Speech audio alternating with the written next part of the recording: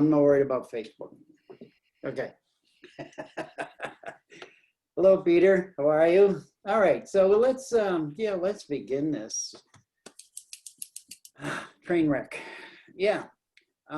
Welcome to everybody tonight on Radical Earth Heart Resonance. As I said, Shelley is, now I'm the host, but Shelley said that she might make it on, she might not. She's on her way to Nebraska. She's traveling across the country to meet in Nebraska for the Caravan of Unity event that will happen on Thursday. And so she gave me a list of information that was totally scattered, but I created a grid for it. And Excuse me, Charlie. Yeah. I think it's on Wednesday tomorrow. Wednesday. Yeah. Okay, maybe it is tomorrow. Again, is it tomorrow? Yeah. Okay. Yes. Okay. Then you all know more than I do.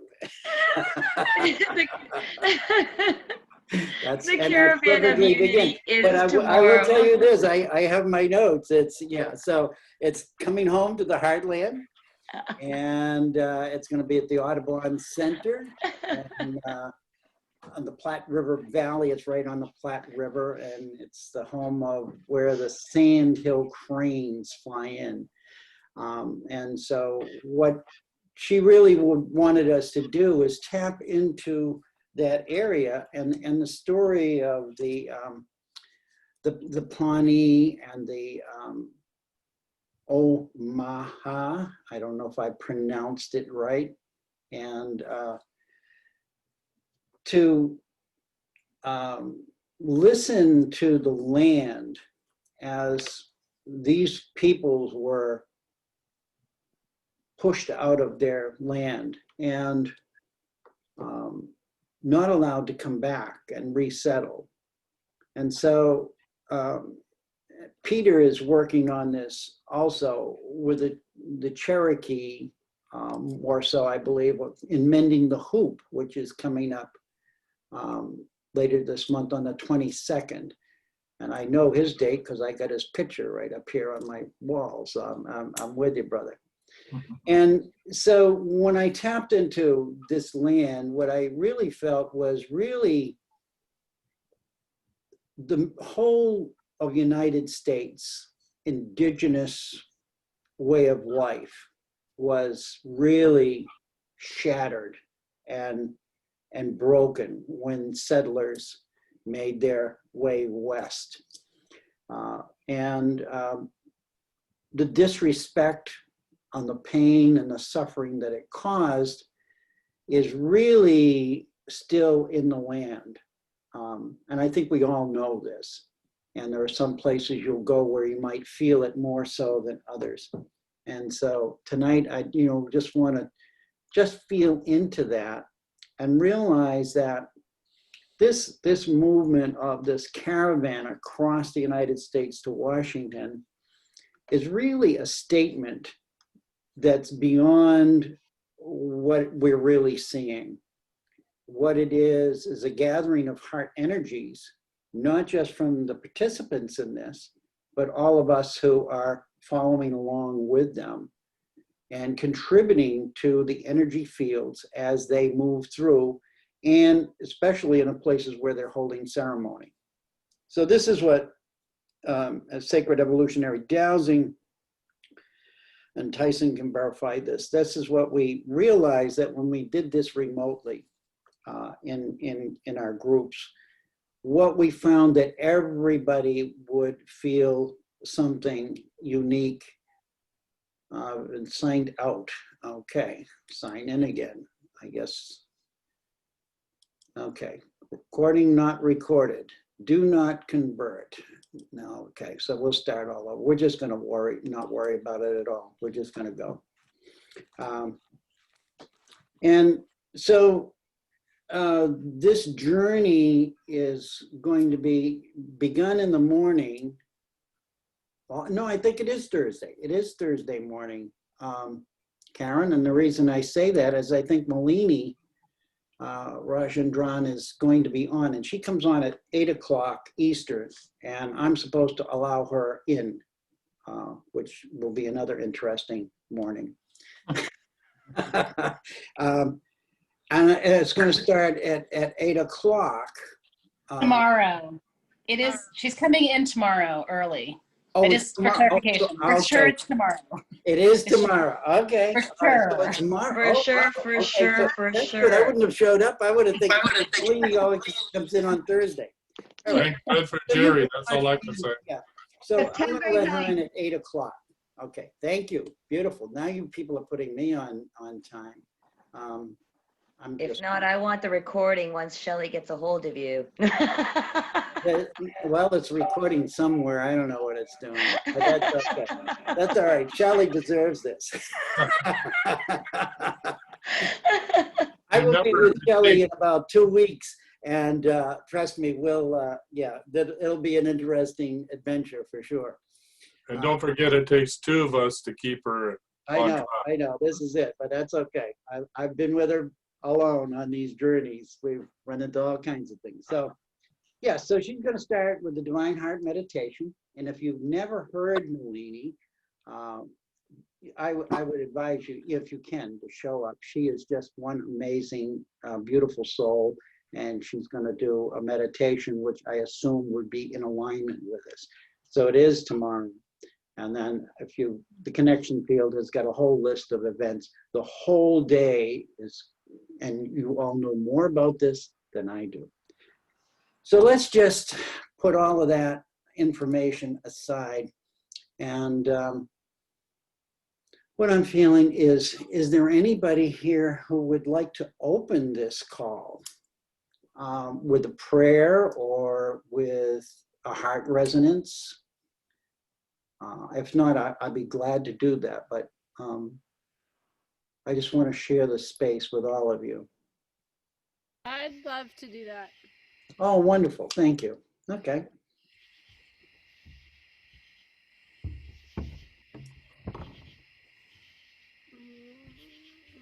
Let's take a deep breath in and feel ourselves in our home places. Maybe let it out with a sound. Feel your feet and your hands.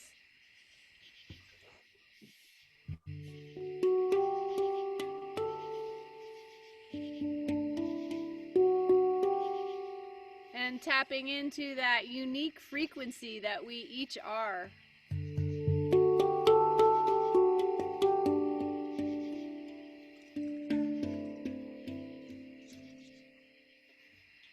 And tapping into that unique frequency of the earth where we are.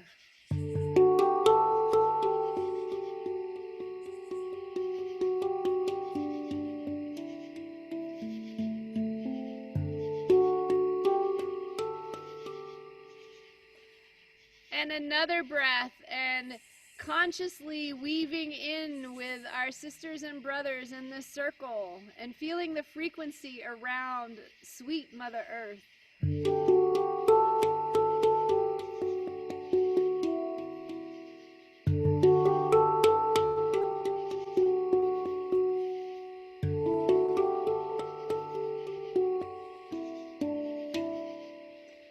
Breathing in gratitude for our ancestors and for our future generations.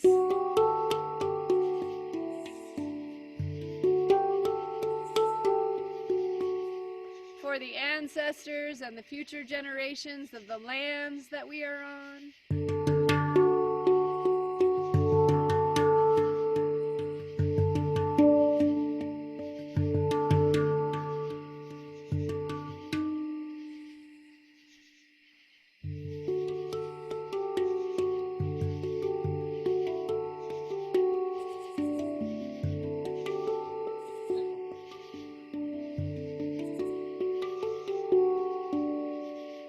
And in our hearts, all of these energies merging and weaving And as I play handpan, watch what happens as we pay attention to this land near Minden, Nebraska, near the Platte River, and how our relationship of place, of body, of mind, and of spirit weave us together.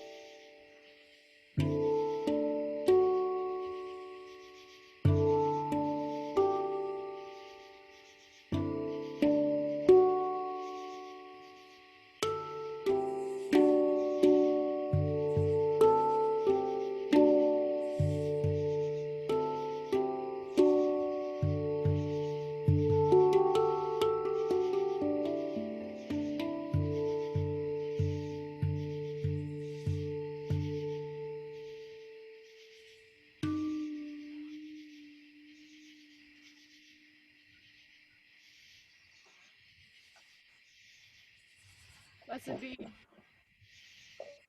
Blessed be indeed.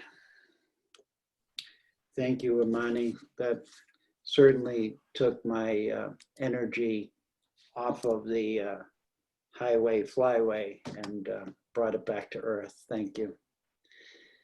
Much nicer to be calm instead of in that state of chaos, which we all can get into. So as I look at the faces, I look at the map. We have Tyhson and Claudia in Canada. We have Amani in the mid-coast. We have Peter out in is it Arizona, Peter? And Martin, I believe you're somewhere near Texas or down somewhere that way. Bridget, I don't know where you're from. Judy is out on the West Coast in California, and Karen's in Costa Rica. And so as I envision all of us from these places coming into focusing on the land in Nebraska, what I realize is that there's this beautiful star pattern that's reaching out. It wasn't the grid that I drew as I tapped into it, but as I tapped into the maps and listened to my guidance from just one statement, notes and names that Shelley presented me, what I found was that in this heart space of the country, where this is going to be so much transpired as a result of Europeans coming to America and moving west. And that even before they came, among the tribes themselves, there was definitely unrest and chaos. And whether it was a natural part of who they were, and if it was necessary, I'm not really sure, but there was already trauma being anchored into the earth just from their own living on the land for many, many years. I'm not an expert on indigenous people, but when I connected the lands, I realized that some of these tribes from one place would just obliterate another tribe. And when I thought about it, this was like, I don't understand why. I don't understand why. My vision had always been that, yes, they would fight and argue, but there was really some heavy, heavy pain and suffering that was created. So as they're going to the river tomorrow and doing this ceremony, it's not just about what's happening in the world today, and it's not just about indigenous people, but it's about all of us that are really tied into this ancestral energy, and it flows within our own energy fields. Whether we feel it, acknowledge it, or understand it, it's still there as an energetic imprint, if you will. And so part of what we do when we do land healing, or at least I do, is I especially with water, I always try to go back to what I originally called the original blueprint. And just today, I thought, you know, in the original creation, there was no blue paper, so there was no blueprint. And so I decided I'm going to use the word template, that there was a template, a foundation, a form already in the mind of creator as to how things should be. And that was one that was not filled with all of this distortion. And so what I want everybody to do is look inside yourself right now and find those places of distortion within you. And know that as we tap in tomorrow to what's being done there and what each one of us do on our own land, what each one of us do to the rivers near us or the water sources or to the mountains is really amounting to far more than we really think it is.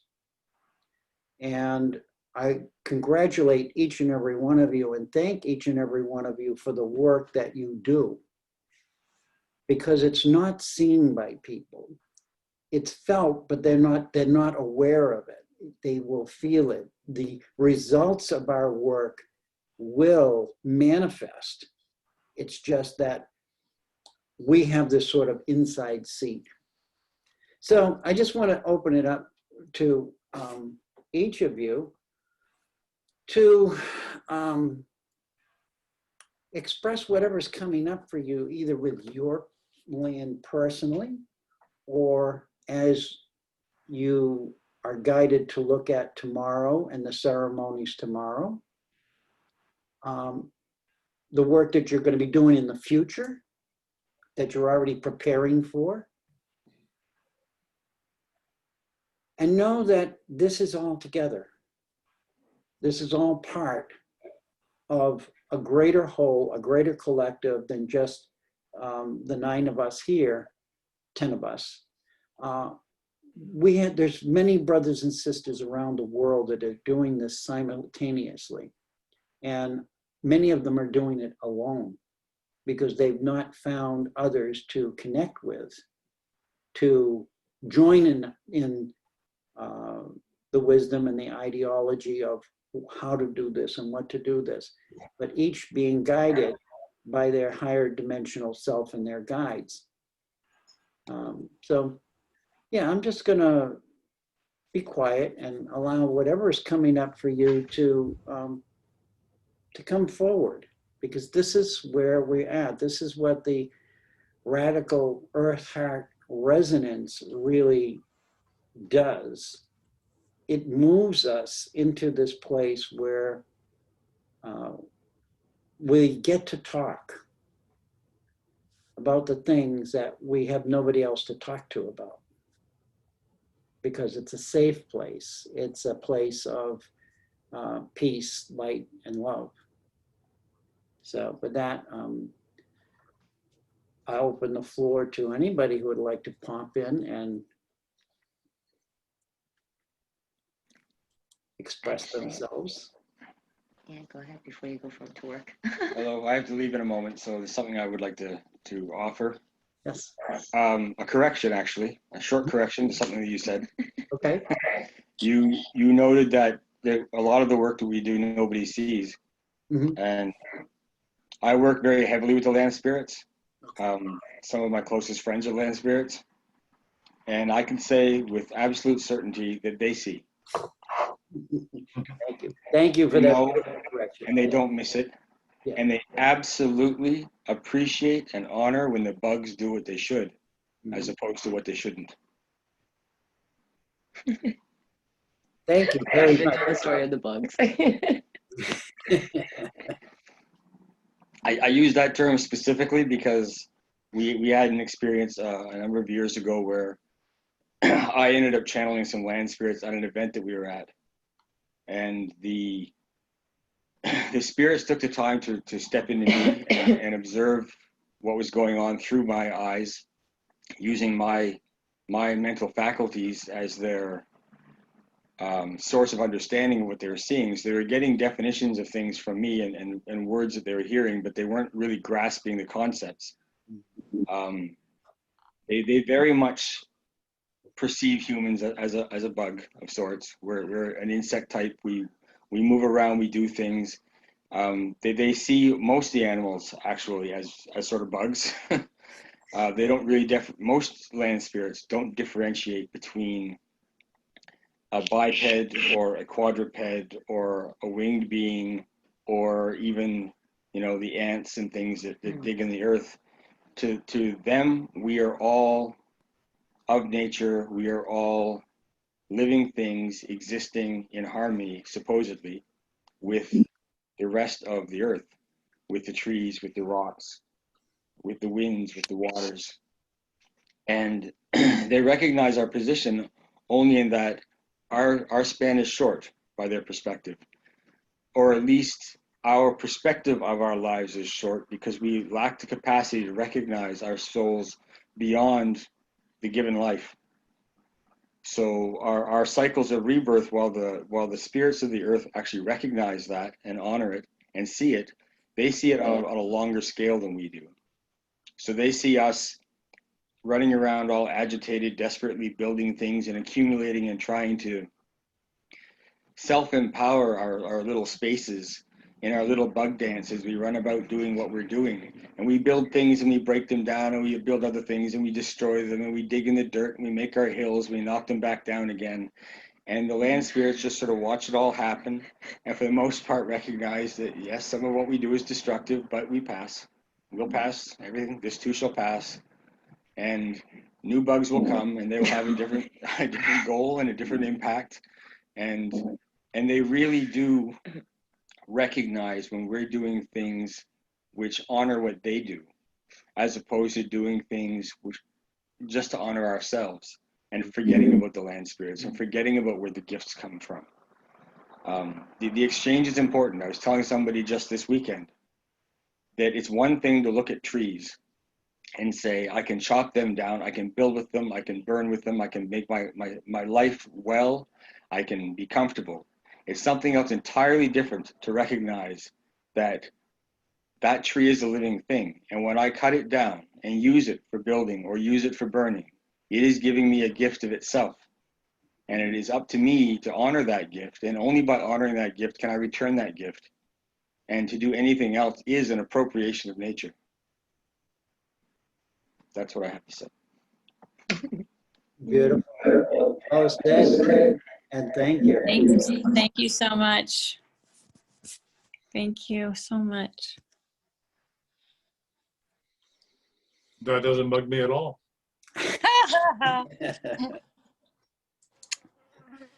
So if I might, I would love to jump in. And Mani, as you were playing with those words, I was smiling at the fact that Shelley had come to the West Coast and that Elise, Joan Henry is coming from the East Coast, and they're traveling to this central point. And then it was each of us with our hearts where we are coming to this central point and back out and feeling that. And earlier today, I went to the Cedar Center to record a piece to be shared at the end of the evening, right before the closing. And I was like, all right, I'm going to go back and record again.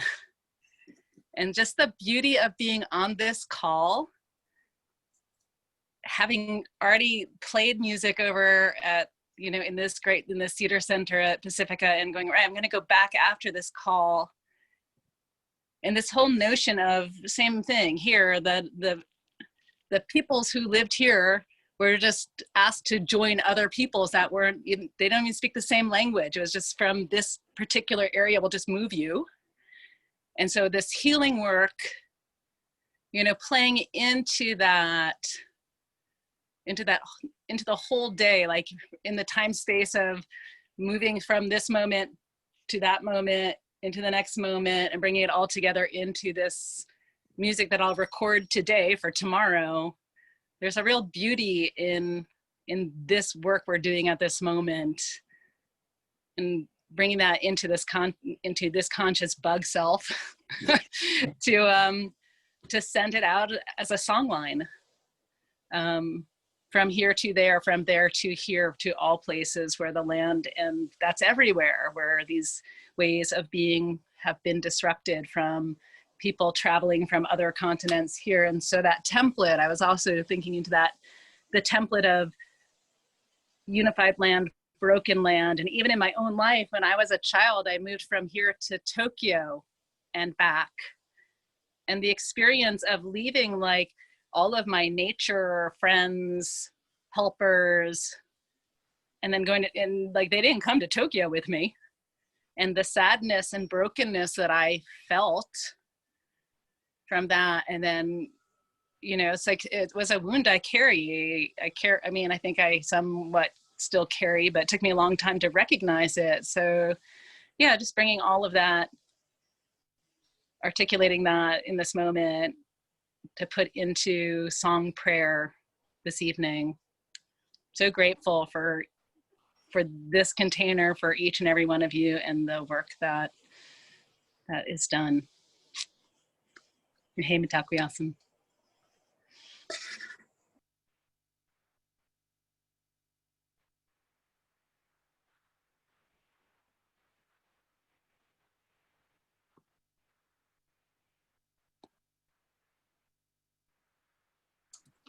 What's coming to me that is just a whole idea of releasing the trauma in the heartland of America.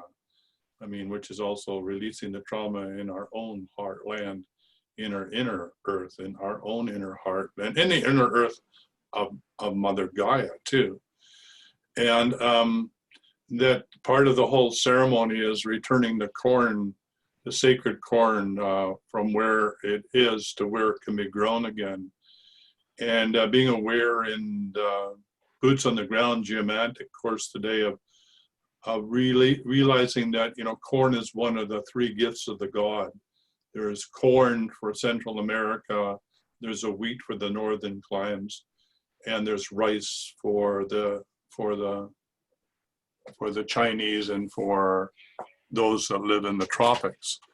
And that being a gift of the god, it has this ability to commune with us in ways that we haven't even begun to explore. Now, I say we, I'm talking about me as a white person. I do know when I with my Mayan shaman in the Yucatan, we use corn for ceremonial purposes to honor the four directions and also to Mother Earth and Mother Sky. So I know cornmeal is part of the sacred tradition of communing with the elementals. So I understand that.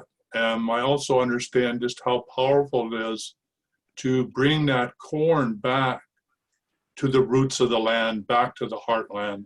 What could be more vital than that? I can't imagine in my mind's eye how powerful that is, to be able to have that ability to connect to the heartland, to restore the original corn as a blessing in order to do ceremony. So that's sort of what's in my mind in this moment. So with that, I will be still.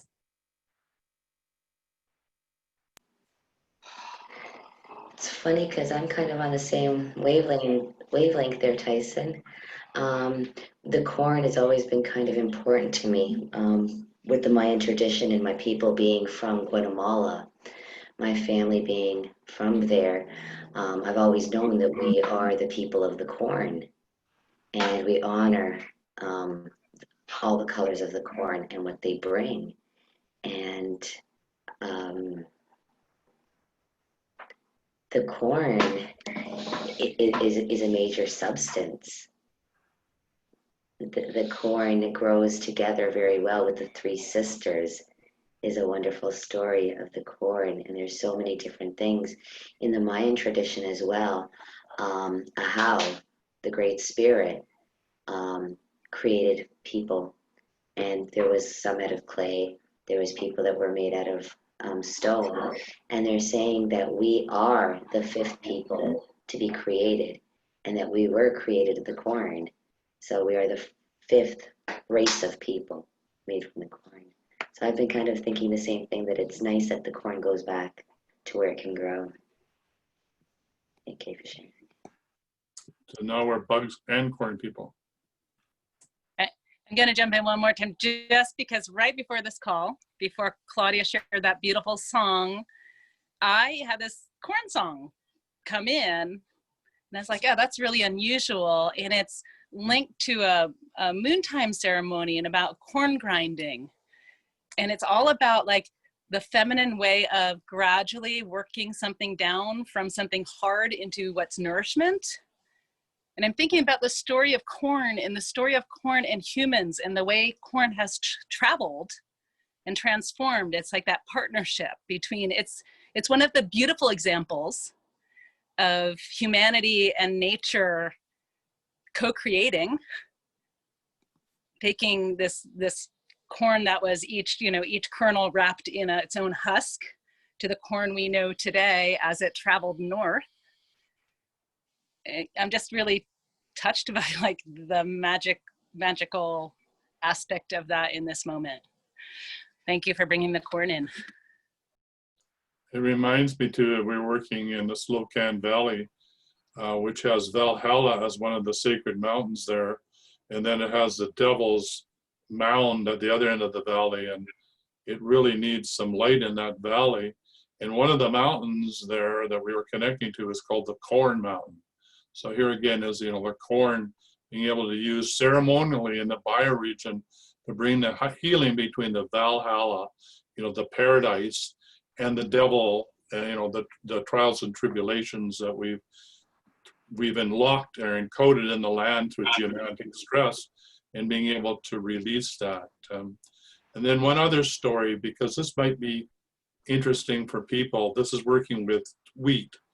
I have the opportunity to work with somebody who created Sprouting Health, and he has rheumatoid arthritis and suffered with a lot of pain, and discovered I think his uncle's farm, they were moving some large boards over 12 inches wide, and underneath was sprouting wheat that had grown all the way underneath the board, and then found the light at the edge of the board. And he looked at that and realized how much dynamic power was locked in that one seed and the will to live.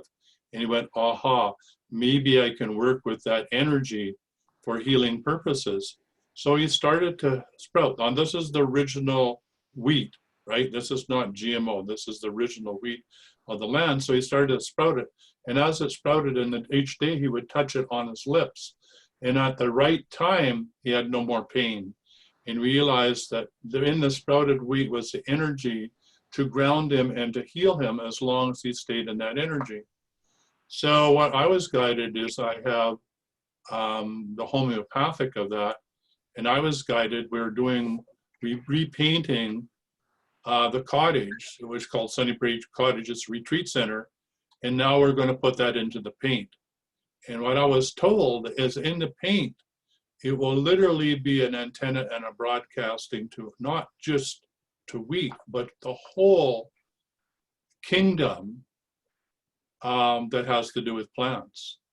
And then at the same time, these are synchronicity. I can't remember what his name was, but he developed a telescope, and I can't remember which sprout he was using, but he had it in his telescope. And he discovered that the sprout in the telescope could act as an antenna and communicate with interstellar life of vegetation in other planets. Now, to me, that's mind-boggling. But anyway, so here begins the new quest of using sprouted wheat, which is one of the gifts of the god, like corn, to act as an antenna to communicate with the elementals that have to do with the growth of all of the green substance of all the plant kingdom. So I'm looking forward to that. So anyway, I thought I would share that too. And I'll be quiet again. I could chime in. No. Where I live in Sulphur Springs Valley, Arizona, is the winter home of the sandhill cranes. So although, you know, there's no coincidence, but you know, my thing is I look for circle to center. So there's a radius that the cranes generate, and that and then a circle that is projected,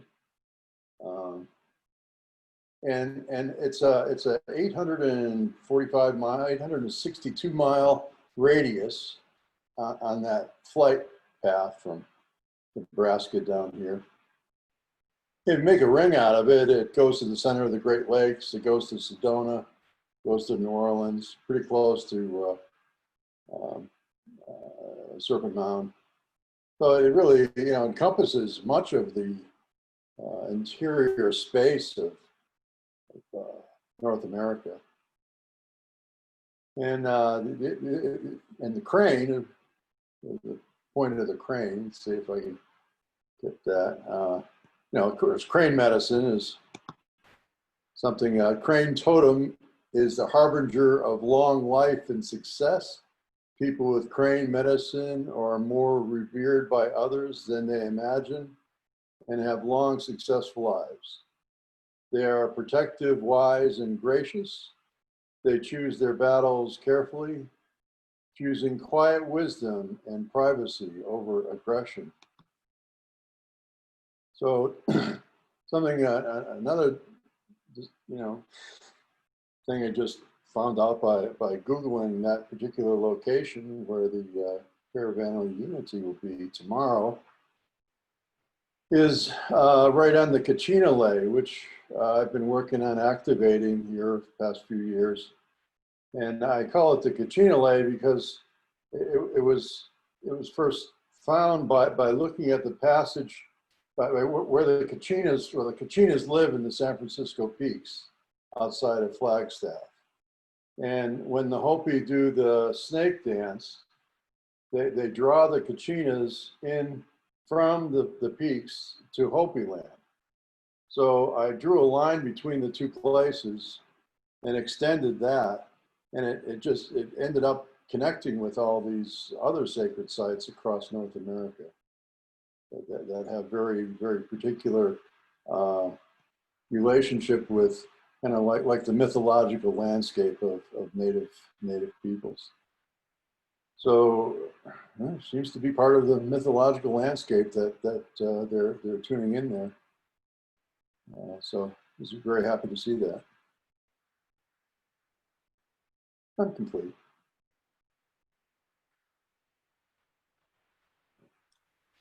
I love the flow of synchronicities here. And that, so now as I look at my grid map, there's nothing in the Southwest. So I'm going to add that. I'm going to look that up and place that line to that map as well. The interesting thing for me was I don't usually bring my Kachinas online. And this is who came.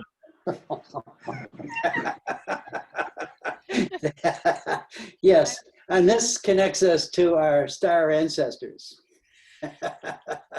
And so here, once again, not only are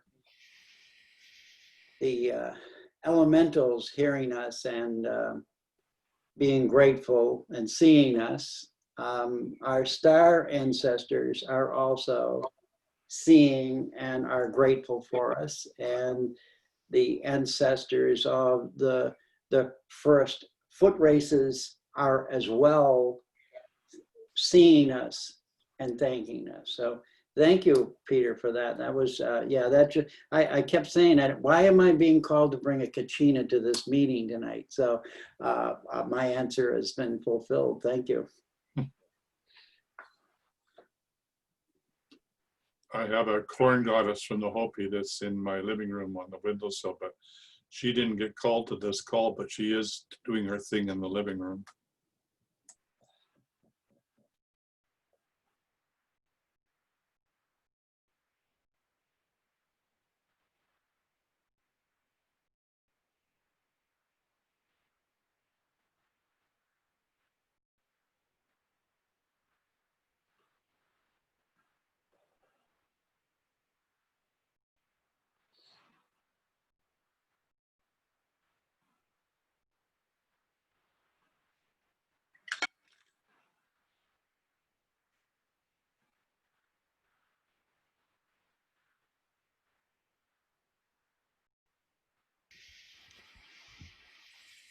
It's been interesting over here. I feel like the land is playing a little bit of hide and seek with today and Soulfire and our Tuesday night call, and because I don't have Wi-Fi on the property, so I have this little jetpack box which allows me to broadcast or transmit from the chamber. And so I'm down at my home place where I live, which is, you know, not very, very close, very close. And also in preparing for the for tomorrow evening's activities, I was asked to share a recording, and I did it a couple of days ago, and it was like easy and no problem, and yeah, I felt really great, and I felt really relaxed, and it was like, yeah, and I was right here in sunset, and it was beautiful.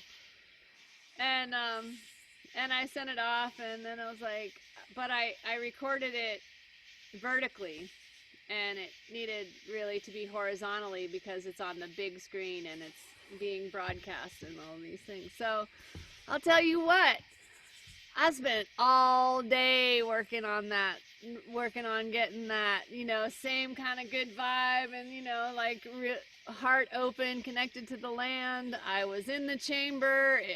I did many takes. I gave many prayers and many introductions of you know, the land and the people and the watershed and who I am, and, you know, I'm trying to do it in 30 seconds because I'd rather sing than talk. And I got to the point where I was just like, you know, it's like, okay, it's not happening. I just need to take a break, you know, feeling a little pressure because I agreed to have it, you know, over there by noon today. And I came down and had some food and took a break, and for whatever reason, I decided in my ADD brain that Soulfire Circle was at 4 o'clock this afternoon instead of at 7 o'clock this evening. And so I went to Henry Lepler's think tank, and it was awesome. And I really feel like the field called me in. It was like, you're going to be here now because you need to be adjusted.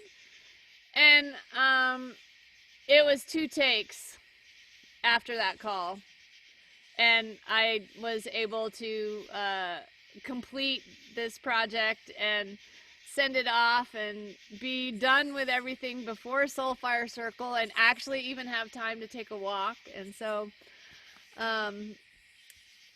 I guess I bring it all up, like, in relationship to this land, is because, like, I certainly had the commitment to complete this today, and certainly have this commitment to what's happening there, and this kind of intentional work and ceremonial work and planetary work, and I think that the Kachina line's coming up, and the Kachina coming with you, and the corn goddess, and all of these things, and the handpan being like a ship, and very definitely being a communication device with other other life forms, other streams of consciousness than just the human one. And but I got a good giggle like in the last 5 or 10 minutes before I started speaking about all of this, because it was like, this place really wanted to be introduced to tomorrow's ceremony. And there's like this was like, I don't know, maybe I literally I could count, but I probably did like 50 or 75 takes in order to get one 5-minute section that I was happy with. So like, I'm just thinking about all of these places where these betrayals, if you will, have happened there, and that some significant portion of those, like that each one of those prayers, each one of those moments, there was only maybe 1 or 2 times where I was like, ugh, everything else was, I felt good, it just wasn't right, so start again. So I just finding the humor in that, finding the connection with Jerry's communication about how she's recording for tomorrow, and how, there's a little bit of confusion. Is it Wednesday or is it Thursday? And how we are holding, weaving it all together. And that's what it takes, in my opinion, to do this kind of planetary work, to really do this kind of recalibration of what has happened before. It's many threads that come together to weave wholeness. And so I just want to say thank you for each and every one of us doing what we do, and how we work and play together, and say thank you.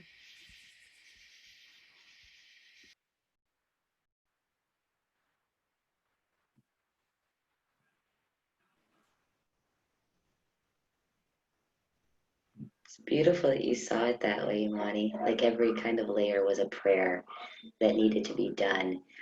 In the Mayan tradition, again, that's what we do, the offerings, and I mean, it's just always giving thanks and making amends for, the things that were out of sync or out of harmony. James wanted to thank everyone again for sharing space. He's just running out the door, but he was hearing you as he was putting his shoes on and stuff. And he just wanted to add that we cannot betray the land. We cannot betray nature. We can only betray ourselves. And that's where we have to make amends. That's where we have to do better. Mother Nature, she was here long before us. She'll be here long after us. And she takes care of herself. We really can't betray nature, just ourselves. So that was his little words before he left. And I'm just kind of, again, enjoying the space with you all tonight. So thank you.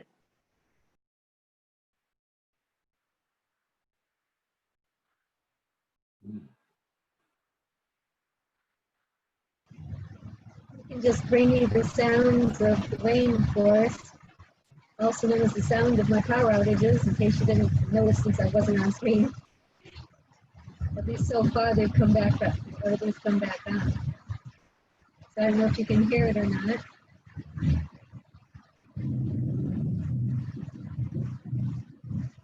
Which is why I have these on, because it gets so loud I can't hear very well. So it's been awesome what I was able to hear. I missed a little of yours and mine, and I missed a little of yours, Claudia, just now, but it was good. I'm so grateful to be here. I didn't know what else I could bring right now, except the sound of the rainforest. And I've been being led to some locations again, Peter, so maybe we can talk again soon. And Charlie, I would love to have a conversation with you if I had any way to reach you. So maybe sometime, so give me a call or send me your number. I've sent you mine. So that's all for me for now.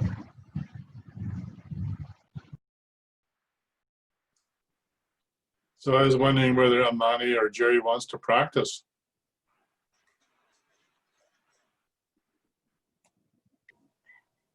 Well, Monty finished recording hers, and mine, like, the takes were great. I was like, I could send this in, and something said, no, come back later. So, I would love to just share this corn song, sing it for a moment.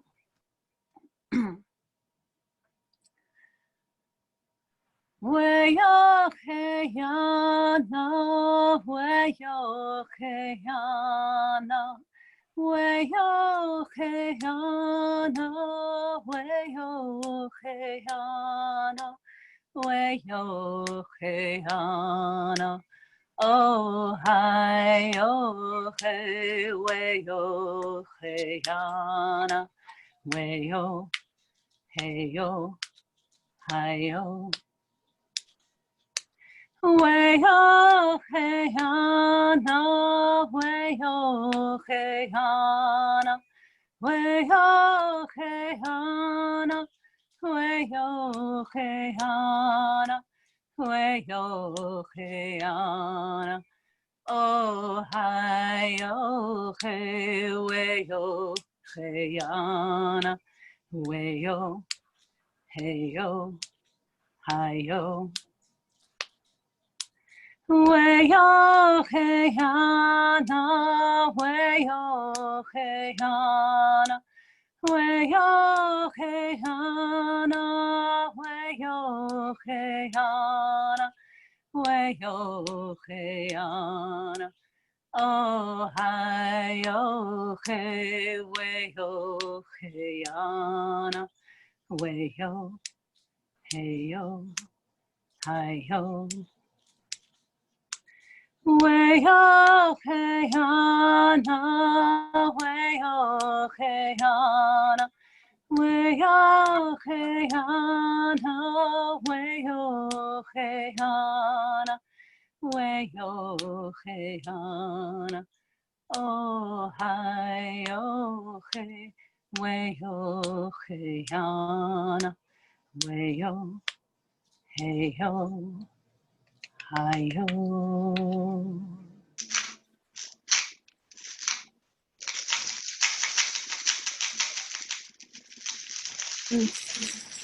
So interesting as I'm singing that and thinking about how it is a song that is used by women in the Moon Lodge, and where I've used it in conjunction with Sundance, and it's women sitting together, talking, being women, speaking the love and the concerns and care for the whole camp, and then we get to a place, and then we would sing and pray and grind corn and make prayers and feed the fire. And I'm like, right, feeding like different kind of blood spilling, right? Like the offering of blood to nourish the earth, and thanksgiving for like all that we receive into our bodies to make life. Yeah. Maybe I'll improvise off of that tomorrow. I mean, tonight for tomorrow as a flute song.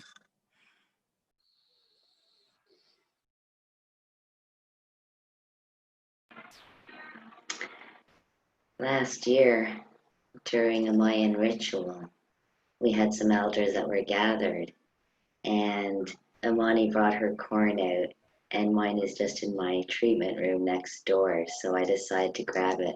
I was blessed with some Hopi blue corn so that I could plant that, and I will be getting to that shortly. Probably not, I didn't do it this year. I came back too late, but so I've got some Hopi blue corn, and I use that as the rattle as you were singing. So I just wanted to share that with y'all.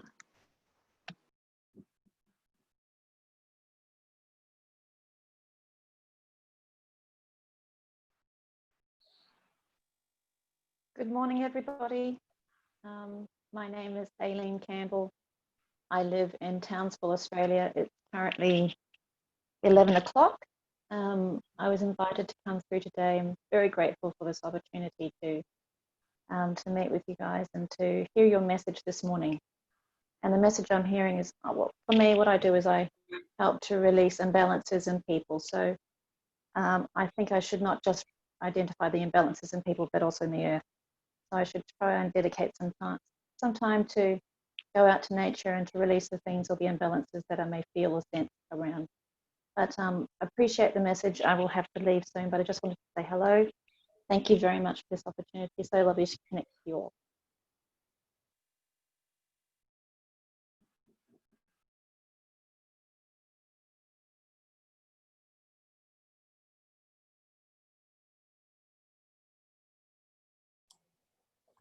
I love the word that you used, imbalances. And whenever I think about Mother Earth and the work that I do with the water or the land, I sense that that's really what it is just an imbalance, just as it is within our own bodies. We're just through either self-neglect or external forces, we become imbalanced, and it's important to always come back into balance. So I know for me, when I work with whatever element I'm working with, that's what it's really all about for me, is to, I don't know what balance is for them. And I don't try to assume that I know what balance is for them. I just offer my energy and my support to encourage and to nurture whatever it is they know is best for them. So I like to just remind, myself of that. In the beginning of this talk, I was all wired up. And I knew I was going to be, because I don't like doing these things like this. I'm being responsible for information.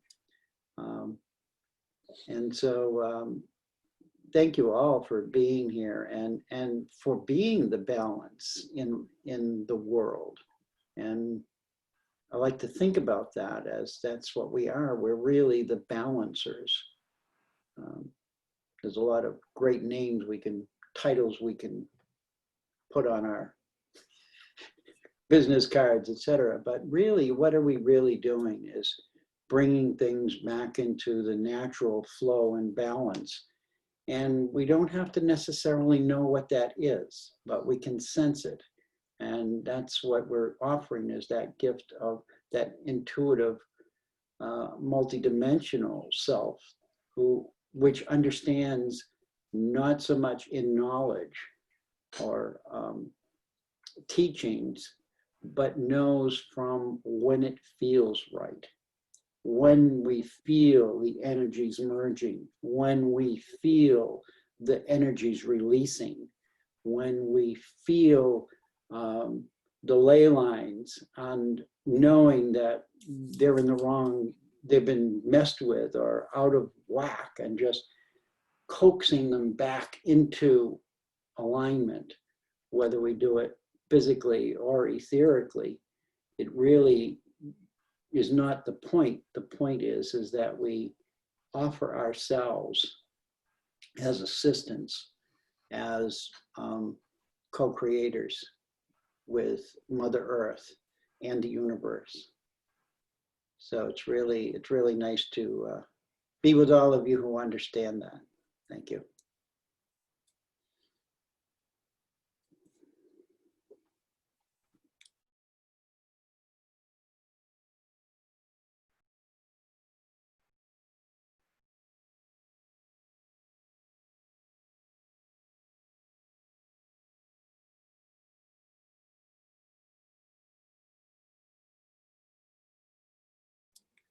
I can share the grid that I was guided to create today. And Imani, you're, part of this talk that we've had over the past few months is we've worked on your land. And so your land is in it. And what was amazing was there are several points, but one of yours is the point, and I'll see if I can share the screen and just briefly explain it, and just have you tap into the energy as it connects, because it's all basically circling into the place where they will hold the ceremony tomorrow morning. And that was the intention that I was guided to. Okay, share screen, that's what I gotta do. Oh. That really helps explain a lot of my day. Circling in. Yeah. So I don't know if you're getting a full view of this or not. And so, Imani, you can see that you're here, the peace chamber, and part of the grid, which connected, in the beginning, we connected to Mount Shasta.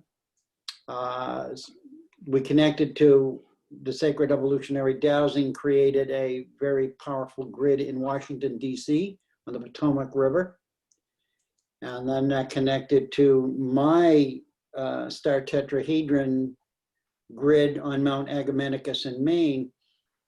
And what transpired was that here in the center is the Audubon Center, and then the Minden Opera House. And the Minden Opera House came in, actually, you came in with that, and it was about music, you and Jerry. The musical being, the sound vibration, connecting that to not only where the ceremony is, but coming from both directions.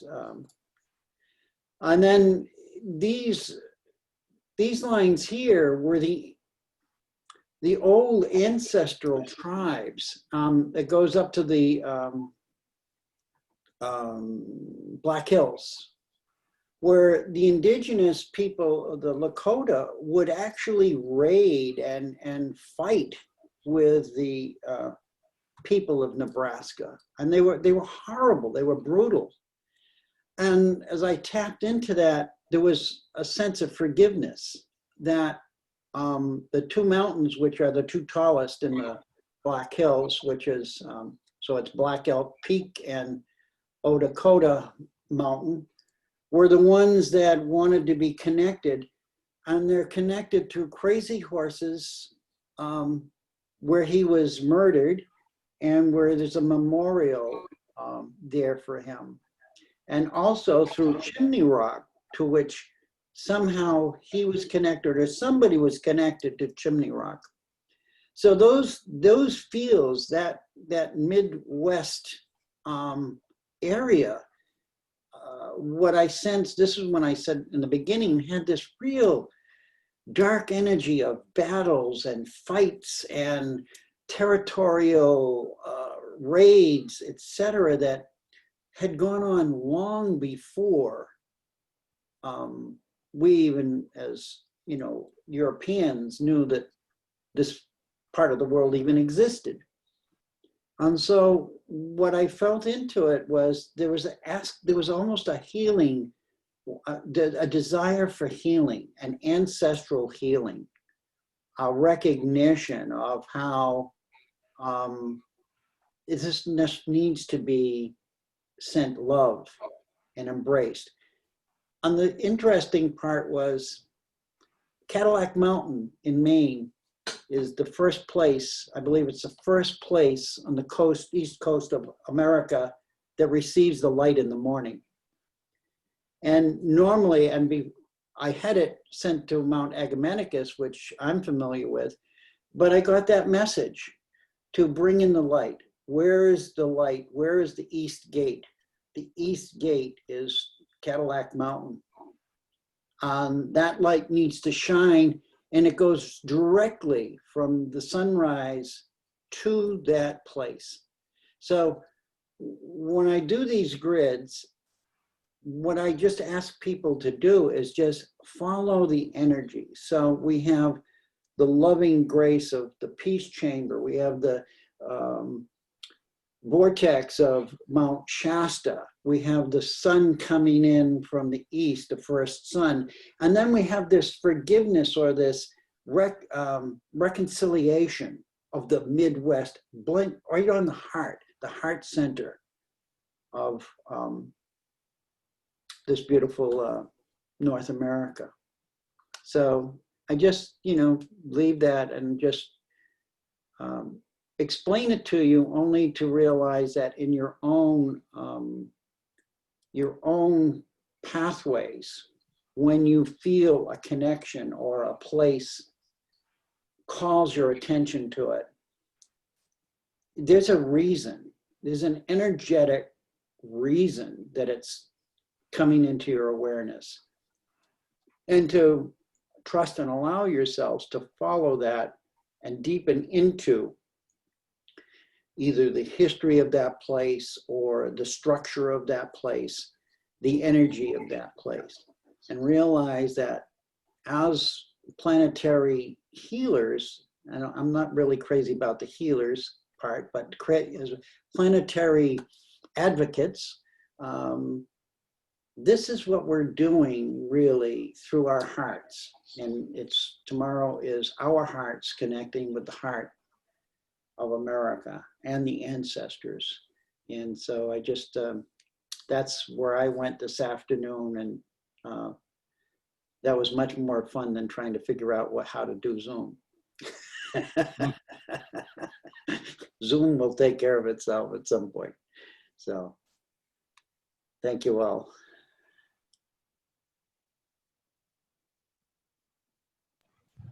Charlie showing his grid makes me, of course, want to show my grid. If you'll bear with me, I could give you a picture of what I was talking about earlier. Might help out visualizing. So I'll share my screen. Host has disabled attendee screening sharing. Oh, okay. Was it the mending of the hoop? Is that the grid? No, it's just I was going to Okay. show Google Earth. I think somehow I can. Go to participants, Charlie, and give them permission. Oh, okay. Okay. Give them the power. Thanks, Tyson. Okay, it says more. Give them more, just more and more. So, don't put them in the waiting room, Shelley. Allow recorder, make co-host, right? So I just, oh, you did it. Make co-host. Okay. Yeah. All right, there you go. Tyson, you're the expert. I'm not. I'm learning.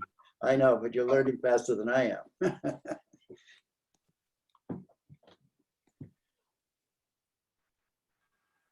Okay. Let's see. What am I doing here? So the here in the middle is the Nature Conservancy, where I guess they're going to be gathering. Mm-hmm. And down here is where I live. Gateway of Light is the name of the place. And where the cranes gather are just a little, well, they're really all throughout this whole valley here. So that radius between that point and this point is that 862 miles. And if you make a circle out of that on Google Earth, you end up with connecting up with Sedona over here and San Francisco Peaks and all that kind of knot of vortexes. And over here, it connects with that vortex of the Great Lakes. Pretty close to Asheville over here. And New Orleans down this way. But I mainly wanted to show you this Kachina Lay, which is the turquoise line along here. Starting down here in Mount Kuchama, which is the kind of a medicine peak of the Kumeyaay people. It's like a place of peace. They say if you go up there to do anything with personal power, lightning will come down and strike your butt. And so this goes up through San Francisco Peaks, through Hopi Land, through a Paul Tolokai and the Sacred Mountain Sundance. They have that Sundance there every year when they Sundance. It's in Pinon, Arizona. So Paul's been doing a lot of work there. Goes up through the rock that the rock with wings, the shiprock, and continues on up here to Crestone and Mount Challenger and all that stuff around Crestone. And over this way, it comes through Crane, where the Crane area is. And then over here in, there's another native sacred site that's like a sleeping giant. He's said to scoop up all this land because of his anger about something or other, and created all the islands in Lake Huron. And that continues over here through Montreal and on through Mount Katahdin. And then up here, I don't really, let's see, I'll show you a line. Don't have the extension on this particular line, but if you continue on, Mount Katahdin, Maine is known as the land of the beautiful stone people. And if you, it's not really working too well, but up here, see how that line comes up here? It's that's where Goosnap is, the Goosnap Caves, and Goosnap is another creator being of native fame. So this Kachina Lay really stretches from one end of North America to the other, unifying it. So the work that's being done there at the Crane Sanctuary certainly is triggering this particular line that will connect dynamically with many native sacred sites. So the wings of the crane will extend those prayers, extend that ceremony. Peter, can I interrupt while you have the map up for a second? Yeah, absolutely. I don't know what's going on in what I'm picking up, so I'm just going to put it out there. On the map, just below Amani's property, there's a dot that says New Madrid fault line, and then it goes down to Arkansas. Now you've got to, please excuse my ignorance of the states and the maps of the United States, but yeah, right there, the New Madrid fault zone going down towards Arkansas. What's in that area? I am being really, I know I was trying to follow what you were saying, but everything in my energy and my spirit was asking me to ask you guys, what is between, or what's going on, or what has gone on between New Madrid fault zone and going almost straight down, but to down by where Arkansas is in that section. Yeah, see this white line here that I have drawn, going up towards New Madrid through Arkansas. That's if you take the northwest edge of the Great Pyramid and project that over the planet, it's kind of like the edge of the World Pyramid. The Great Pyramid is just sticking up through the ground. It's like a capstone of the World Pyramid. And so that's carrying that frequency of the Great Pyramid through there, through the crystal fields down here in Ida, in Arkansas. And then it continues on down here to where this right here is where this violet line is where the edge of the Great Pyramid comes out onto the land. And, you know, if you were to project that edge outwards, so this is where the Wazari people are, the folks that do those really wild psychedelic beadwork in Mexico. They worship the deer god, and so that's all I can, you know. Okay. I don't know again why I'm being called. Anyone who works with the land, or if you might want to scope that or look into that a little bit closer, I'd go like, if I was to lay a quarter right just below where that New Madrid fault zone is, something's going on there, or yeah, almost like where that junction is at the 55, the 240, and just going up to the 150, the 155 there. That area, all in there. I don't know what's going on. Well, that is the New Madrid fault zone. That's the seismic area for, you know, if New Madrid were to trick off like it did in 1811, you know, Memphis would be gone. Just be a memory. And so, yeah, those border zones are really interesting. Yeah. Peter, can I ask a question? How close is that line to Greer Ferry Lake? Because I can't find that, of course, on this map, and I can't go to MapQuest right now. What's the name of it? I think it's Greer Ferry Lake. Greer, Greer Ferry, Ferry Lake. Arkansas. Arkansas. Because synchronistically, I'm being led to that location, that basic area, as of this morning. Wow. There's Greer Ferry Lake. Actually, it's not that far. No. And I couldn't get an exact pinpoint, but it was basically, it's usually near some water where I'm led, not always, but most of the time. But yeah, that area. And then another area I'd already been led to quite some time ago was Rathbun Lake up in Iowa. And they line right up pretty much in a straight line up and down. I don't know if this means anything, but this is the sort of thing I've been having happen with me for years now, locating places, seeing lines go from one place to another. And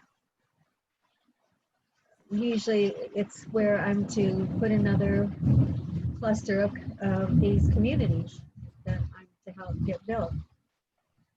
Very unique ones.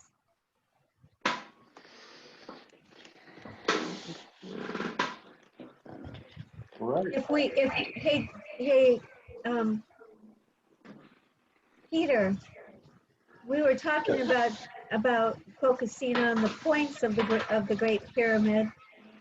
What about if we did some on the lines instead, or in addition to? Well, that's what you're looking at here with the magenta circle. That's the New Madrid, like seismic zone. You know, if when the earthquake does its thing, that's the area that it affects. I mean, it has that much of a radiance on it. So it's my hope that by releasing the trauma, that's is the Trail of Tears, which you see in white. It will release the trauma that's being projected by the Great Pyramid from all the trauma that we've put into it. So it's that's my feeling.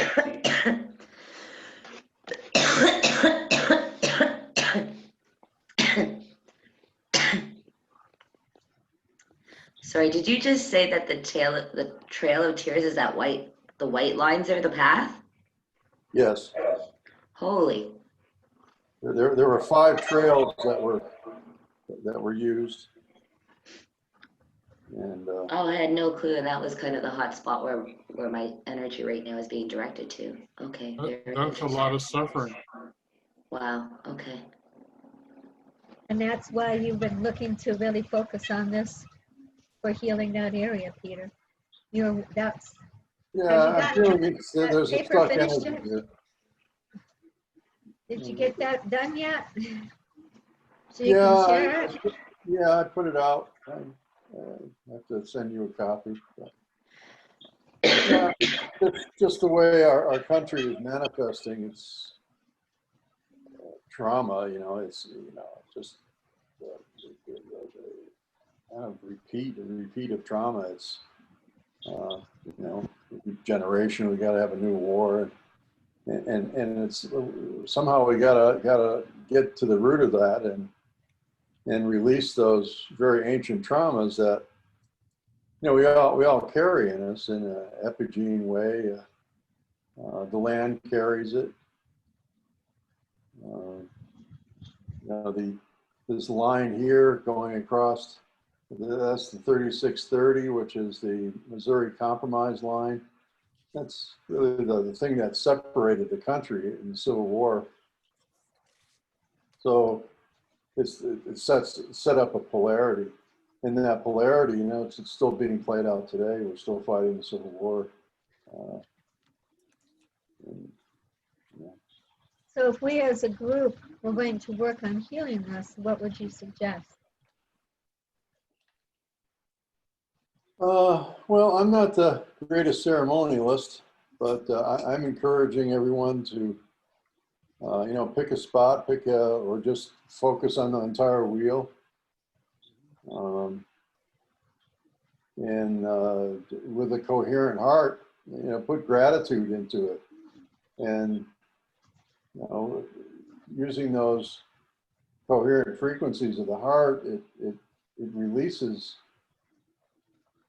it's an override. So those coherent frequencies are, of course, generated in the state of ceremony, in the state of prayer. So that's, just focus on it and send your love to it.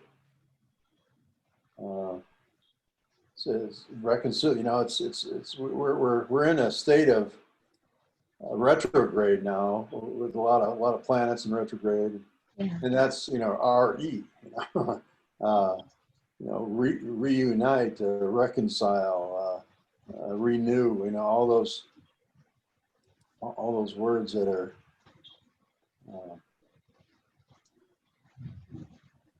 so needed. Would it be possible to get a picture of this so that we could put, we can all be able to focus on it at any time? Yeah, I was trying to send the missive I sent out, but I saved the chat from last time when we put all our emails in, but promptly lost it, or I can't find it in the. Can't figure out where I sort it to. So, anybody have any idea where that would be? Yeah, it'll be in your Zoom files. Just go to Zoom, and it will be filed under Zoom. And it'll be in the order of the date. Under Zoom file. Oh, you mean in my? Yeah. Hard drive. Okay. Yeah, that's where you'll find it. If you can't find it this week, Peter, if you can at least get it to me, you've got my email, one of mine. I can get it to Shelley, or I think I've saved some of the others too. Okay. So if I might, I'm just going to circle back around, because I've just been sitting with some of this and all these things that are being shared. I do find it really fascinating. So that corn song, as I was saying, we were singing it at a Sundance that the moon dance would precede the sun dance. So the night before Sundance would begin, the women would make the prayer for the ceremony for the day, for the next day. And so just really tapping into, and it's interesting like that whole notion that we've done with being around the fire and time traveling and making a prayer to be shared at the end of the day. I'm going to be making it tonight on behalf of all of this work that's to be done tomorrow, to be played when it's done. And again, just expressing that deep gratitude of this moment to really bring that forward in myself for that clarity as I play tonight for this ceremony and all this healing and all the energies that are being gathered tomorrow, and that song to be shared as the expression of gratitude for the work that's been done, because it's already done. So I'm just taking a moment to say that out loud, to clarify it in my own mind about, oh, that's what I'm about to play. What is the hour of the ceremony tomorrow?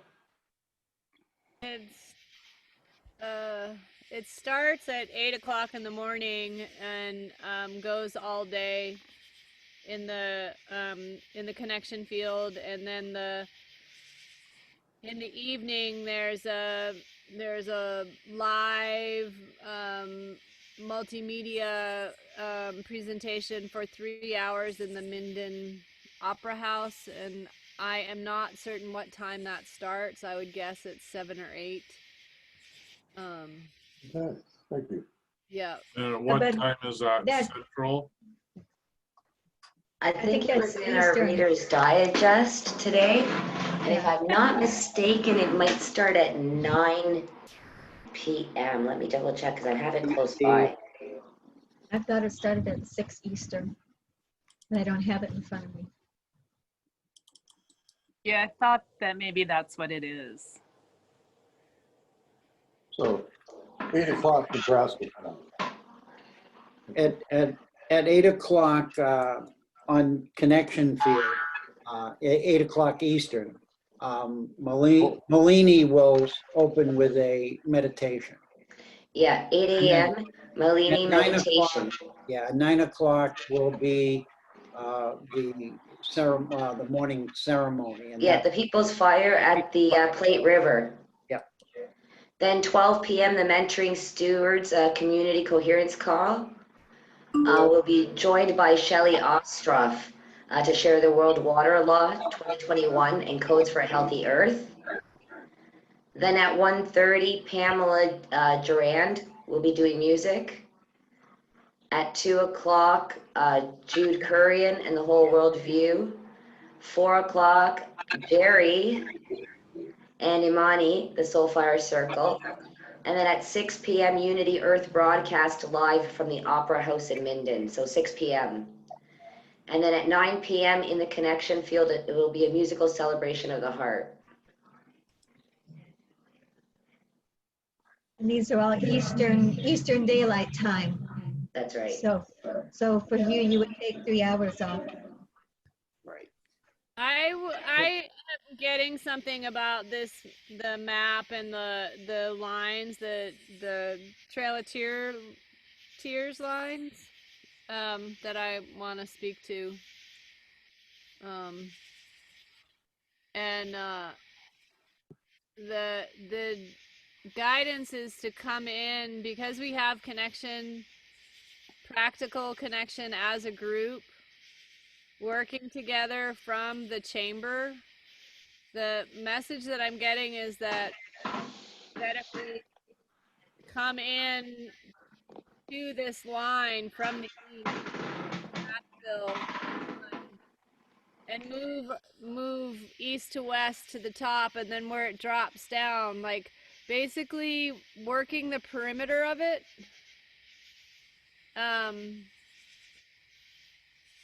that there's a way in which there's a dissolution, there's a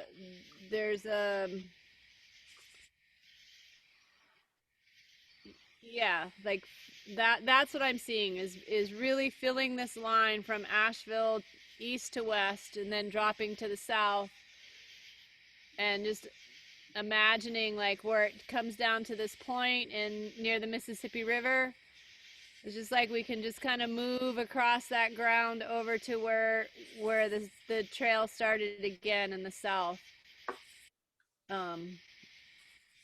That's I'm being shown it over and over and over again, and that generally means I'm supposed to share it. So if that's helpful to others, that's the Thank you. Imani, this is again where the 12 around 1 comes in. If you make the east point at Asheville the east point, and then you draw a line east-west, north-south, there's 4 points. And so what you end up doing is creating that 12 point around that circle. And part of the process is you can go from point to point in any direction you want, and then focus on the center. And focus on the center and sending your love and energy into the center to be spread out into that circle. So it's really, you just envisioning that as 12 points around that circle. And we each get an opportunity to sit in each point and send love, light, whatever we're called to do into that. And that creates the healing energy that builds and builds and builds, because we're connecting with the source. So the source point is in the center. And what we're doing is, as we connect with that source point, that source energy then comes back out and fills that circle, which is will actually become a sphere, complete sphere. Yeah, I'd just like to confirm that in Huna healing, that's exactly what you do, is you form a circle, and those that need to be healed are in the center. And then you build the prana and energy through breath and through sound, and then you release it to the center. So other indigenous people have been using similar techniques to do group healing and earth healing. So makes sense to me.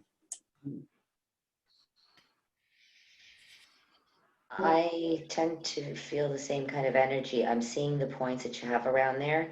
I can sense standing outside of that and sending energy and healing and that sort of stuff into the center.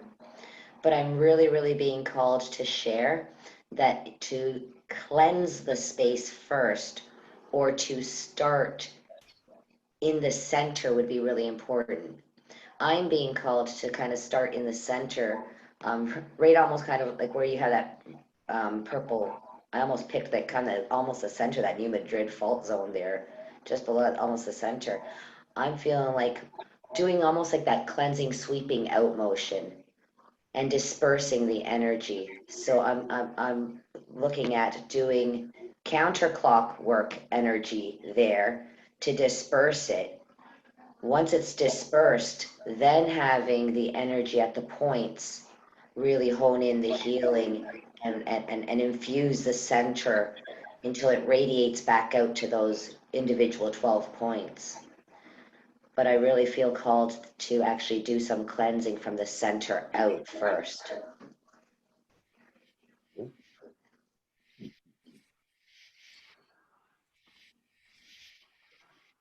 Again, this is where we uniquely have to tap into our energy fields and what feels comfortable for us. So when we work as a group privately, we would basically do this similar process of defining, will we start at the center or start on the outside in? So I understand exactly what you're saying, and that makes perfect sense, because it's what each and every one of us have a unique energy signature. Mm-hmm. And we have to trust that energy signature. So again, it's when we sit in circle, each one of us have that point, but really we're connecting through the center point. And so that's, it's working both ways. Again, clear the field around you before you do any work. This is another thing that we recommend people to do, is to clean and clear themselves before they start the work, because we don't know what we might encounter in that energy field. So we've, again, not to alarm people, but we have run into energies that are not what you call friendly. So again, whenever I want to just remind people that whenever you do this work, to protect yourself first.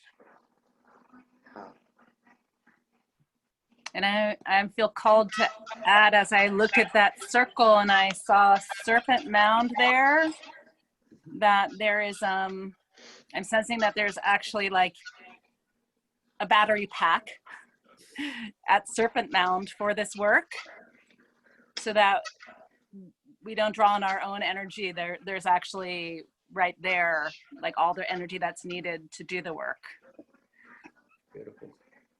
The Serpent Mound is on the edge of a geologic anomaly where a meteorite struck the Earth in, I guess it was 10 million years ago during the Devonian era. And where it hit was exactly on a fault line. So at the same time that you had this energy coming down from the sky, you had the lava energy that rose up. So it's like has both. It seems like a volcano caldera there, but it's actually a meteorite hole.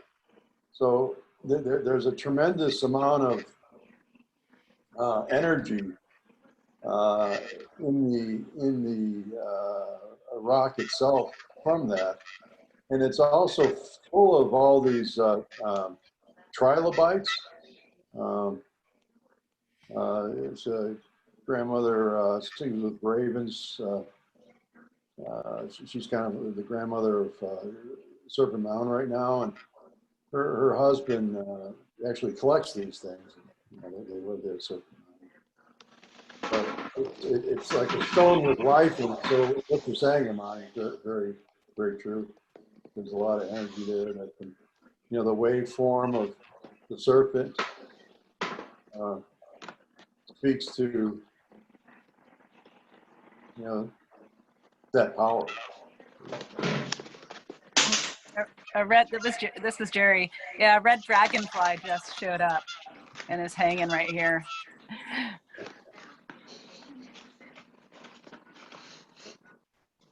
All right. Today. So what if we get a group of, I know you talk about one number, they talk about another number, a number of us, to virtually put ourselves there. And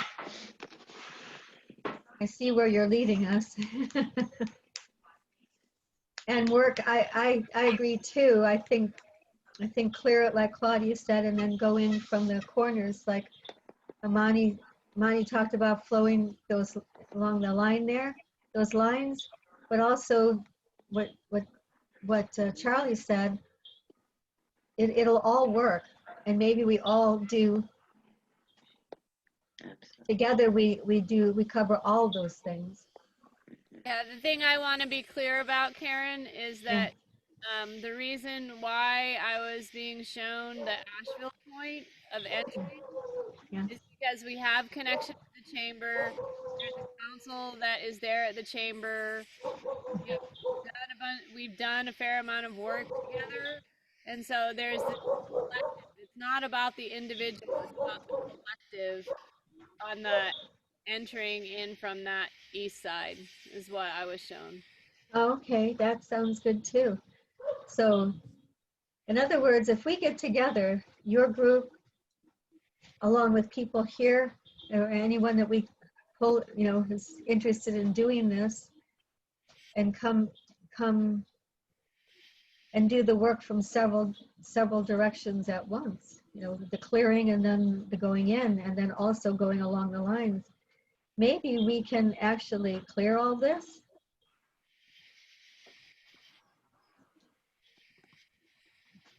With people leading us through song and prayer, which we have you guys, Amani and Jerry. And Claudia. And Claudia. I don't know any of the native songs, so I can't help there. So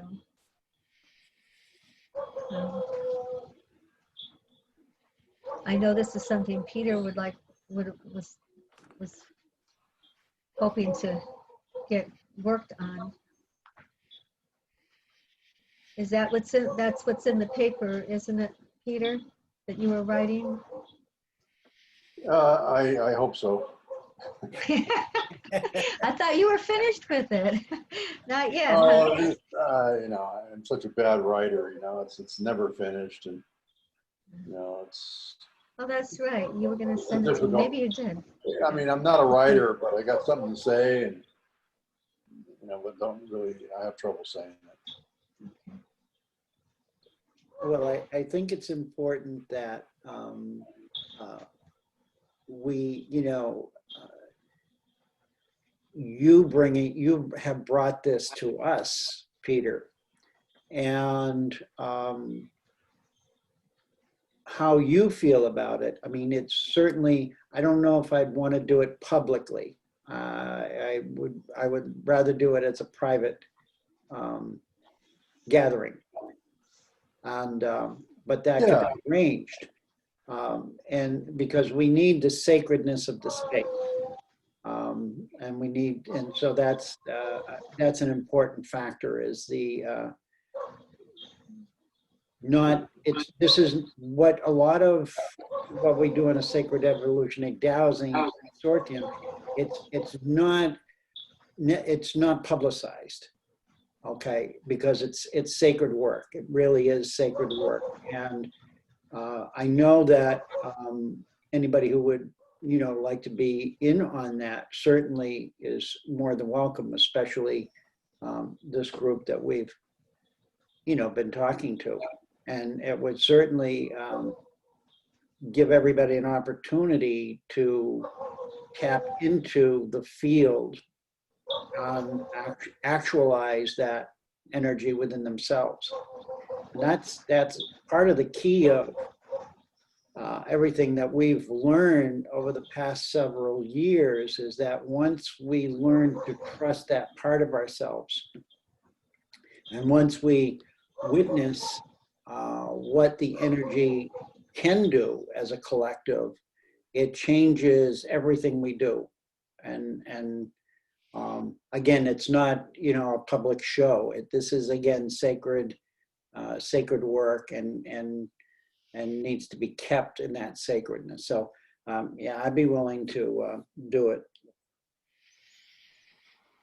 Well, that's sort of what I was getting at, is we have to gather the people who are willing to come and do the work, and have them, to a great extent, have ability to do this work.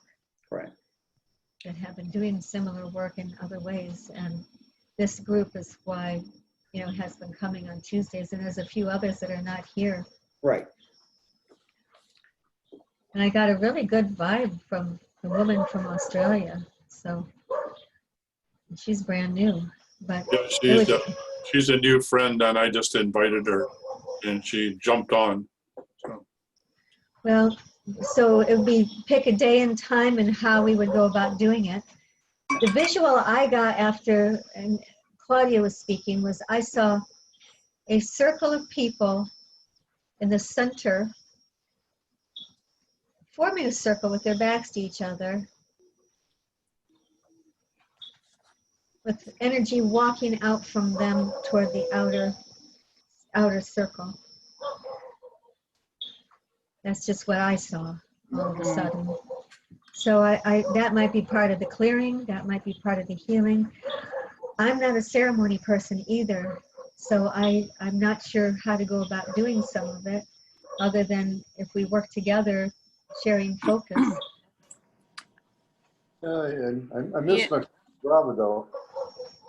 He was under, he worked with these large scale medicine wheels, and he would, this particular one is based on 9 because of the arc of separation between Chicago, Serpent Mound, Asheville, and New Orleans, and Oklahoma City. It's the 4 points of the 9 or 5 points of the 9 ring. So he would train groups at each one of, he'd go to each one of the, he would go to each one of these locations, train groups on how to do a particular ceremony that he designed for this particular wheel. And then everyone would do the same ceremony at the same time with the same intention to, connect the ley lines and, put the intention within the wheel that he's working with. Mm. It's really interesting in this way that we've been working through the 1s and 0s. I totally see, because we've worked so much, as Amani was saying, with that point, is to just energetically gather at the chamber and then walk the perimeter energetically through Serpent Mound and pick up the energy and cast that circle, come all the way around, then come in from the east, as she was saying, basically like smudging the way into the center and then clearing it out from the center.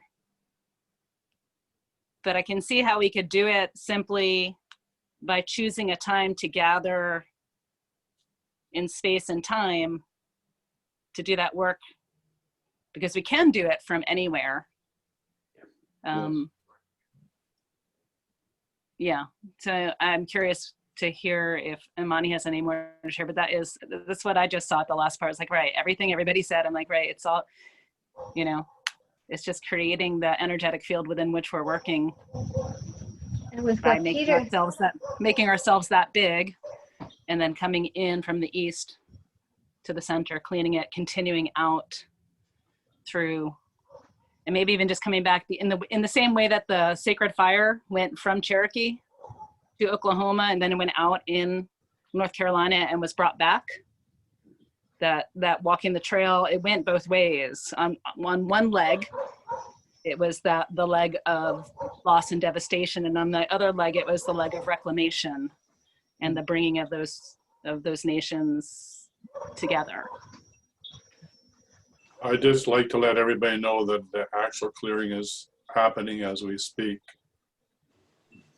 So it is actually underway as we speak.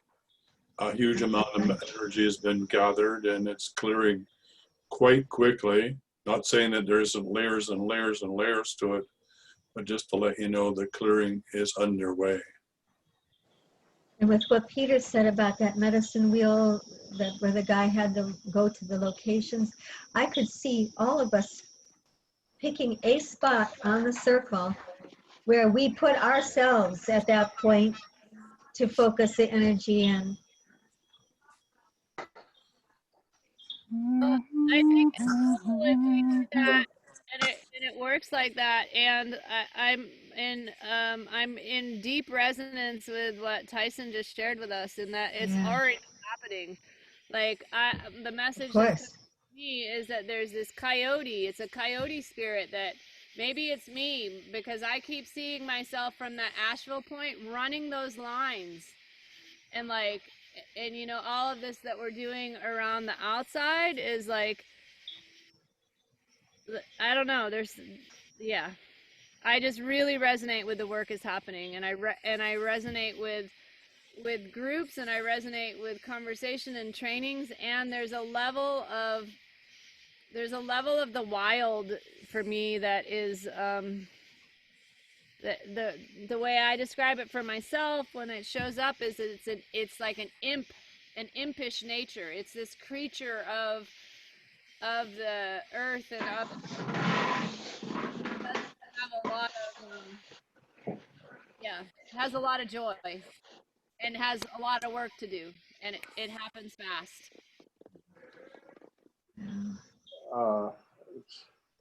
That kind of blew my mind. But, I would love to get a copy of this map. I'll be sending it out. I'll be sending you copies. I've been shown my location is at the bottom near New Orleans there where the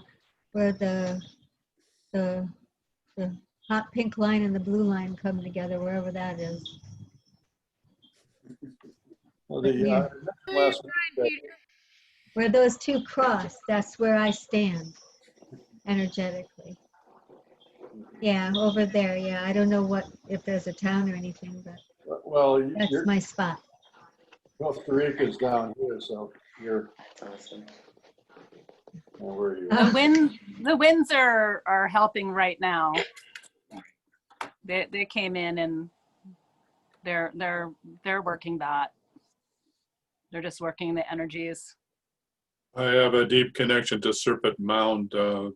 Now a nonprofit charitable organization I created has the insignia of the turtle literally comes from a coin from Serpent Mound. So, and it has to do with the logo that we use of representing Turtle Island as being the North American continent. So. I was going to say, I have a really strong connection to Serpent Mound as well. And I have a strong connection to a major shaman man who many years ago actually walked North America gathering dust, bark, water, mud, feathers, anything from each point that he was spiritually called to from all over North America.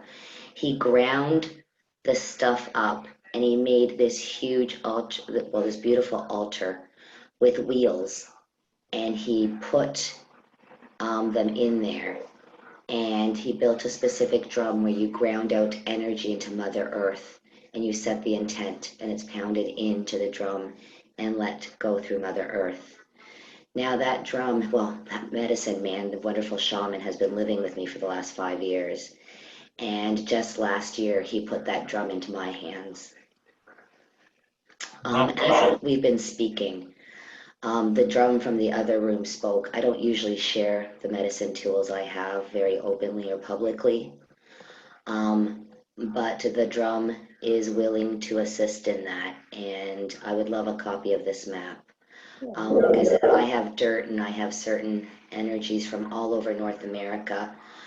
We turn the wheels and the spokes on this map. I don't even know what to call this thing that he made on this map, but I'm definitely being driven and called right now to lend support in that, and some of the medicine tools that I have are saying as well that they would come forward. So I just wanted to share that. Yeah, thank you for that. I've been gifted a huge Hopi drum too, double-sided Hopi drum that could contribute to this ceremony as well. So, about this big. Excellent. Mine is the burning drum. It's a big, huge drum. You put a candle underneath it, so all the crystals, the panels glow, and the head of the drum glows.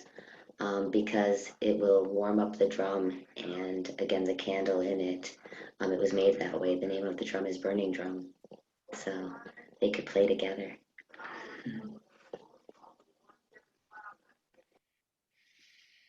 Back to what Tyhson and Monty were saying, that the ceremony is, it's already happening.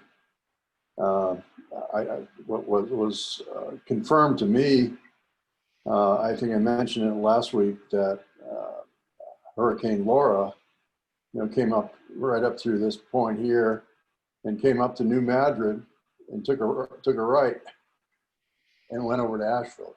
So to me, you know, when something that drastic happens right on cue, it's the Earth responding. And the following day or two, there was an earthquake here in the same area, a small one, 4.3 or something. And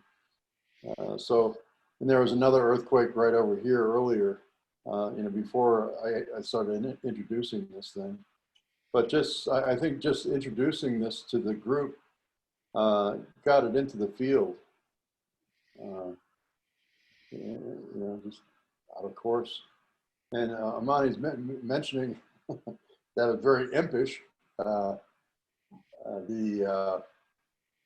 What I'm getting about all this is that the Earth is a cell, and the membrane of the cell has integral membrane proteins on it.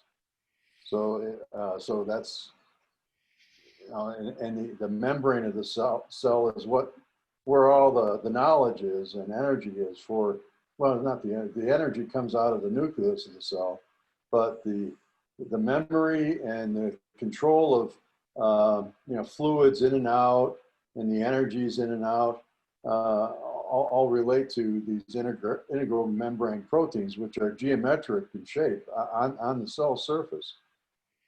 So I'm seeing these rings that I'm discovering as that kind of integral membrane protein, but I'm calling them integral membrane peoples. So imps. And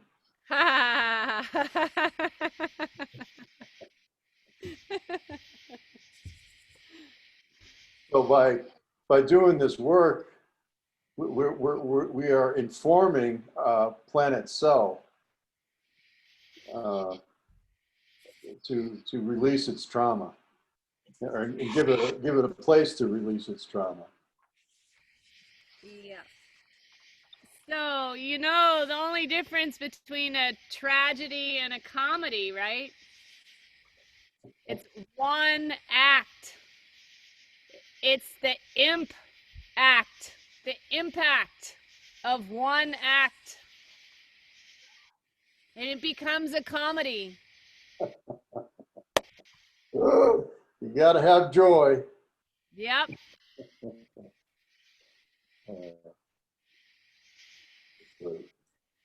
That's yeah. Thank you, Amani.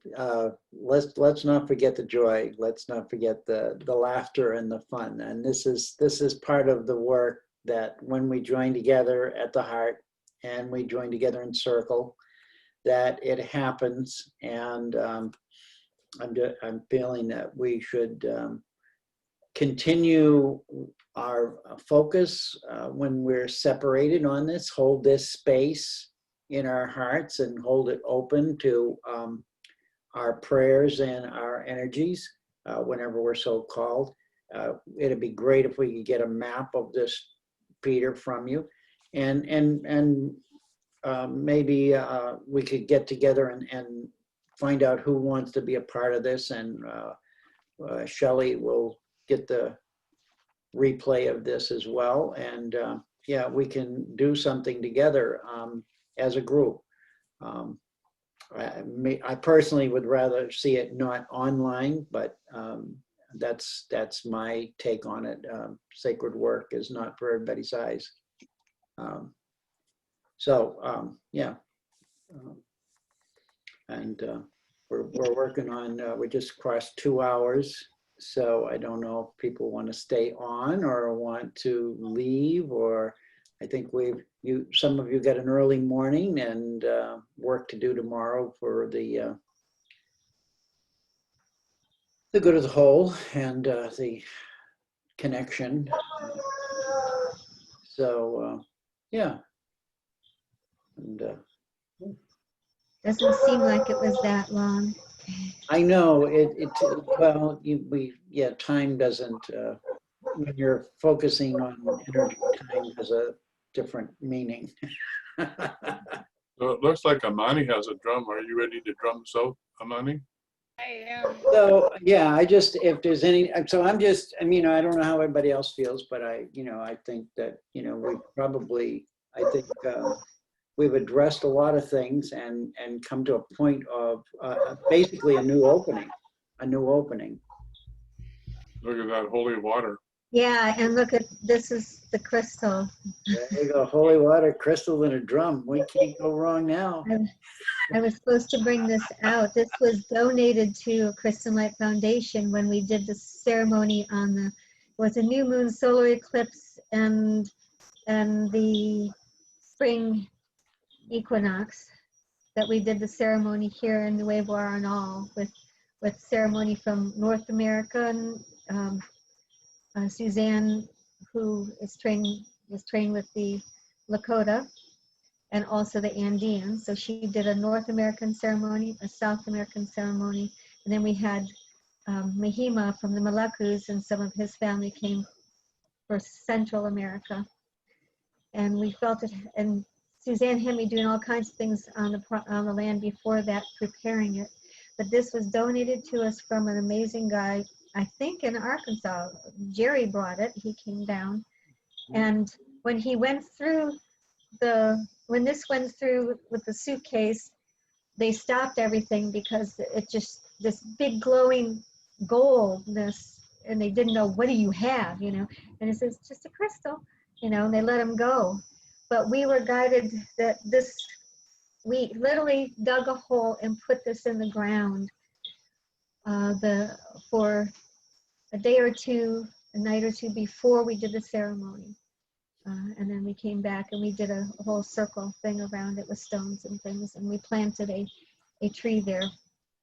And so I know it's a powerful, and I was just guided to bring this back out. I've had it packed away now because I've moved several times, and it's been on my table. I've been told to leave it out, and I think this is what, I don't have drums or anything to bring to the healing, but I can bring the crystal.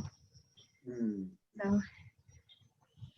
And then the shape of it, look at your shirt when you showed that, Peter. Yeah, think holy water. So holy water, that was exactly what was on my mind. I want to do a blessing before we close. It's a water blessing, and it's one that I do, but it's also, it's blessing also every molecule of water in your body, as well as the waters of the world and the waters that we will be working on in that circle. And I think this is, it's just an amazing time for all of us to gather. And it's such a joy to be with you all and know that we can do this. We can do this. So I just want to ask everybody to take an in-breath. Feel the water evaporating in your mouth.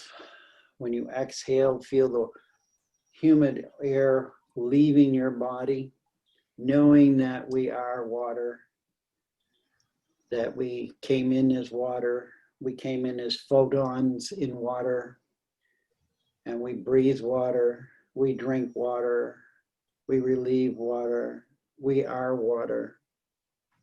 And water is the majority of this planet and the majority of this atmosphere. And so all that we work on, the energies that we send forth and we bring through, is all carried in the water. Tihe moriora, ite ingua, te faya, te tama, te matua, te wairotapu, ite ingua, te tama, te matua, te faya, te wairotapu, ite ingua, te matua, te faya, te tama, te wairotapu.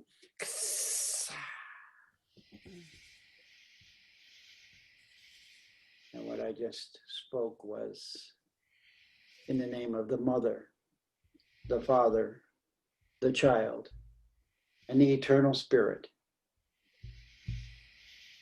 the four corners that uphold the matrix of Mother Earth. Be at peace. Mani, your drum is ready to go. I can see that.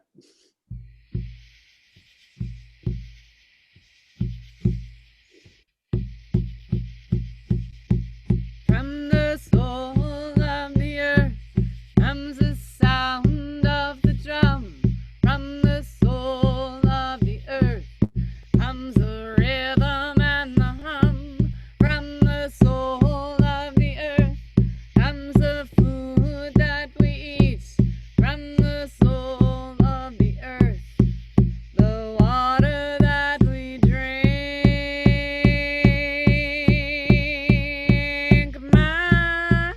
My sweet Mother Earth, we thank you for our lives.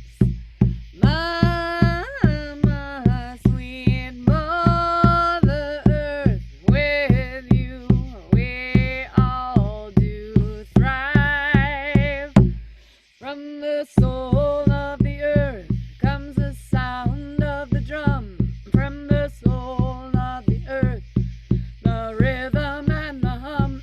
From the soul of the earth comes the food that we eat. From the soul of the earth, the water that we drink. Mama, we bless you up. We thank you for our lives. Mama, you bless us up. With you we all shall thrive. With you we do rise. For you we give our light.